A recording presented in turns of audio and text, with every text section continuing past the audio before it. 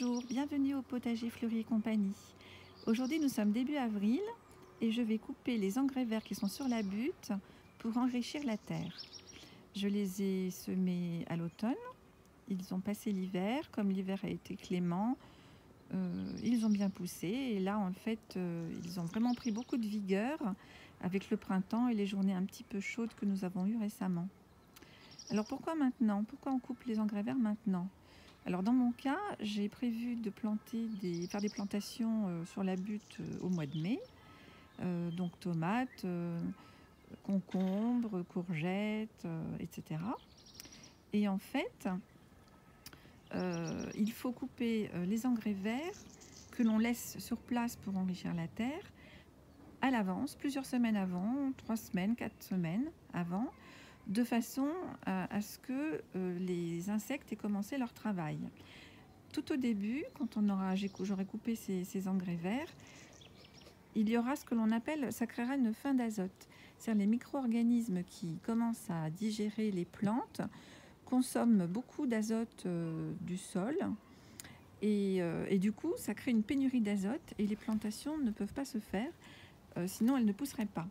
Donc on attend 3 à 4 semaines de façon à ce que les insectes restituent l'azote à la terre et au mois de mai, d'ici un mois, ça sera le bon moment. Voilà, donc vous voyez, ça ce sont des céréales, donc j'ai semé du blé, orge, avoine, un mélange, donc on les reconnaît pas trop, là il faudrait qu'ils montent en graines pour pouvoir faire la différence. Voilà, donc je vais vous faire un petit tour de butte avec moi. Donc là vous avez la pète à couper qui se porte à merveille et que je vais bientôt couper pour la consommer. Voilà, elle a passé l'hiver aussi, hein, elle a été semée l'année dernière. Donc là on a encore de l'engrais vert sur la butte. Une bête à couper qui est en train de monter à fleurs, là j'ai un peu tardé pour la récolter. Encore des petites, attendez, je passe, vous voyez mon ombre. Voilà. On dit toujours que le meilleur engrais, c'est l'ombre du... Enfin, je crois que c'est ça. Le meilleur engrais, c'est l'ombre du jardinier, mais je suis pas sûre. Je vérifierai, je vous dirai ça plus tard. Donc voilà, donc, vous voyez un petit peu l'aperçu de ma butte. Ici, j'avais semé à la fin de l'été de la coriandre et en fait, elle a passé l'hiver et là, elle commence à monter en tige. Elle va faire des fleurs bientôt. Donc je récolte au fur et à mesure des besoins.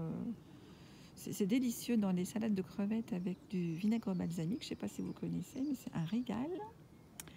Encore une petite bête à couper ici. Et donc revenons au sujet qui nous intéresse, les engrais verts que j'ai commencé à couper et à laisser directement sur la butte pour enrichir la terre. Donc moi je coupe les tiges de petits tronçons de 10 cm. Voilà, c'est plus facile à manipuler. Ça permet de pouvoir les répartir de façon homogène sur la butte, hein, de façon à ce qu'il y en ait un peu partout, que la terre s'enrichisse un peu partout. Voilà. Dans les engrais verts, j'avais aussi semé de la moutarde. Alors je laisse voilà, les fleurs fleurir. Je ne vais pas les couper cette fois. Ils ne joueront pas leur rôle en tant qu'engrais vert parce que je voudrais récupérer les graines. Voilà, j'en ai pas beaucoup. Voilà, peu de pieds ont vraiment bien poussé. Du coup, je vais récolter les graines pour semer des engrais verts à l'automne. Voilà, donc on a bientôt fini le tour de la butte qui fait environ 10 mètres carrés. Voilà, donc j'ai commencé déjà, voilà, sur la moitié à peu près. Et il me reste l'autre moitié. Voilà, bah écoutez, je vous souhaite une belle saison au jardin. Voilà, et puis si vous avez des questions, vous pouvez me retrouver sur ma page Facebook, Potager Fleury et compagnie. Et je me ferai un plaisir de vous répondre si vous avez des questions, si je sais répondre. Mais si je ne sais pas, je chercherai pour vous, c'est promis. À très bientôt pour une nouvelle vidéo.